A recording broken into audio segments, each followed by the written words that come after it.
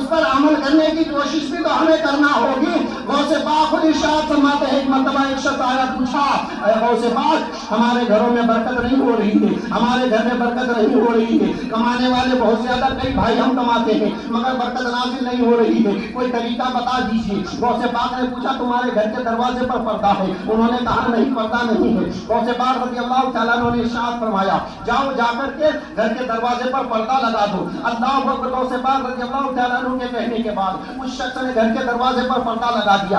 اب جب پردہ لگا دیا کچھ دن کا عرصہ گزر گیا، اب اتنی برکتیں گھر میں نازل ہونے لگی، اتنی برکتیں گھر میں نازل ہونے لگی، اللہ اکبر، بہت زیادہ پیسے اکٹھا ہونے لگ گئے۔ کچھ پیسہ اپنے پاس لیا، سرکار غوث پاک رضی اللہ تعالیٰ عنہ کے پاس آ کر پیش کر دیا۔ سرکار غوث پاک کے پاس نذرانہ دیا اور نذرانہ دے کر کہنے لگا برکتیں تو بہت آ گئی ہیں، پیسے بہت جمع ہو گئے ہیں، مگر وجہ سمجھ میں نہیں آ رہی ہے۔ آپ نے پردہ لگانے کے لیے کہا، پردہ لگا کر کے ہمارے گھر میں برکت ہو گئی ہے، ایسا کیسے ہو سکتا ہے؟ یہ معاملہ کیا ہے؟ ہماری سمجھ میں نہیں آیا۔ سرکار غوث پاک رضی اللہ تعالیٰ عنہ ارشاد فرماتے ہیں، اے آنے والے تمہیں معلوم نہیں ہے، تم خود نماز تو پڑھتے تھے، تم پہلے بھی اتنا ہی کماتے تھے، اتنی ہی روزی تمہارے گھر میں آتی تھی، مگر تمہارے گھر میں پردہ نہ رہنے کی وجہ سے تمہارے دروازے پر سے بے نمازی کا گزر ہوتا تھا، بے نمازی ادھر سے جاتا تھا، اس کی نحوست کی وجہ سے تمہارے گھر میں برکت نہیں آتی تھی۔ جب سے تم نے پردہ لگا دیا ہے، پردہ لگانے کی وجہ سے بے نمازی کی نظر تمہارے گھر میں نہیں پڑتی ہے،